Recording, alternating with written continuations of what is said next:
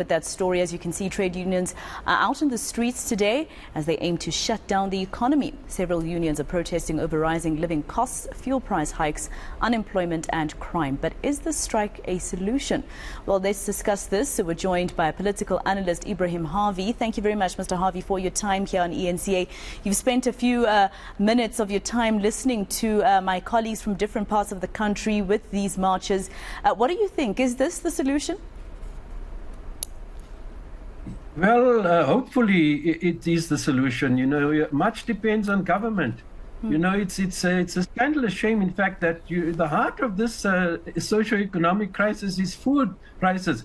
When food prices when wages do not keep pace with food price inflation increases, you have a steady decrease in the standard of living. The problem really is that I think COSATU and the SACP, I've seen them also supporting the strike. They need to call an urgent meeting. They party to this ruling alliance. The ANC needs to meet urgently with food growers, manufacturers and the retailers to call for not just a freeze of basic foodstuffs, the most important basic foodstuff, but a price drop. That is what you need. That is what's going to provide substantial relief. I mean, people are really hungry. This is a serious problem of hunger, malnutrition all over this country. The stats is very clear, frightening of the state of affairs regarding these basic needs of people, you know.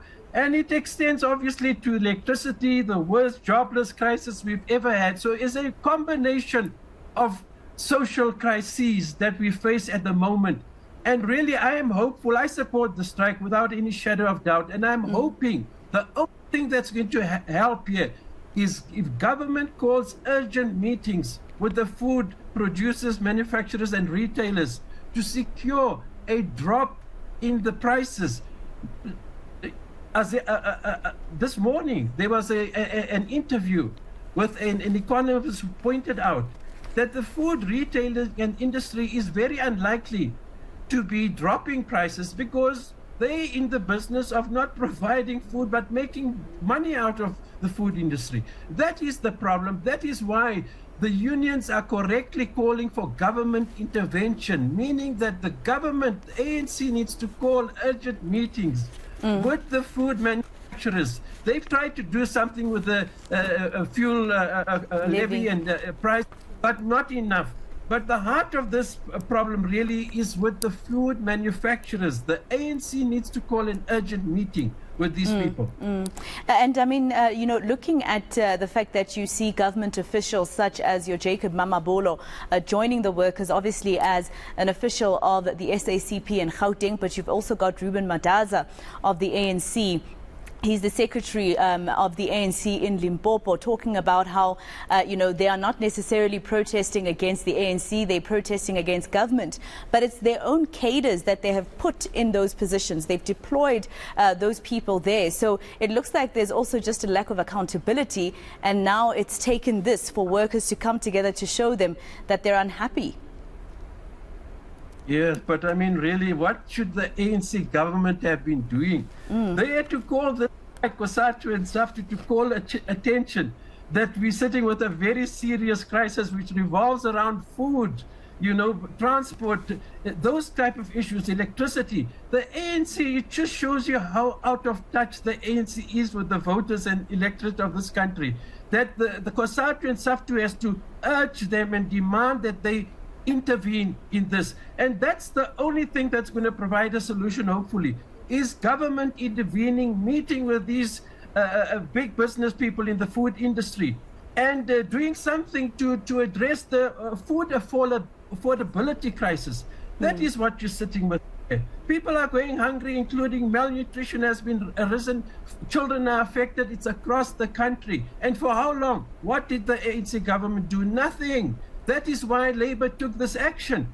And so it's pointing very urgently to this kind of intervention government is required to do. And who would you look towards, please? You would look towards COSATU and SACP. Well, SAFTU's out of COSATU, but COSATU and the SACP are alliance partners. Yeah. They carry muscle and weight. They have to put pressure on the ANC government to raise this in urgent meetings with food retailers and manufacturers. That is the only way you're going to be able to address this problem. I mean, you're sitting with a massive food affordability crisis. I mean, people are starting to put food on the table every day, and it's getting worse by the day. Hence, the strike was called. And of course, you know, you look at what happened to the SACP in the years since democracy, when the ANC, you know, democratically won, you know, the mandate to look after the country in terms of governance. But the SACP used to be more vocal before this. They used to hold those who are in government to account and in the ANC. But now they're slightly a bit more quiet. Is it because of the fact that they might be in each other's pockets? No, you are wrong. Let me tell you, I've studied these things. The SACP has never taken a stand from 1994 because they partied to this government with COSATU. Never. But what they've got worse over the past decade. I mean, the SACP doesn't, you know, I study water and sanitation. They don't even get involved in basic services in the townships. Things like prepaid water, electricity meters, and a whole range of basic services. You know, that's why you've had this township protest. Go and show me one time when the SACP has been involved in the township process, in guiding it and leading it. Nothing. So that has been the lot, and it's got worse. I think the pressure on the SACP to toe the line has actually got a bit worse over the past 5 to 10 years. And you'll see its voice is less and less seen in these myriad that have been waged in the townships and on the factory floor. They've had a bit of a connection with COSATU, but if you talk of township protests, that is where you should have seen the SACP coming out in strong support.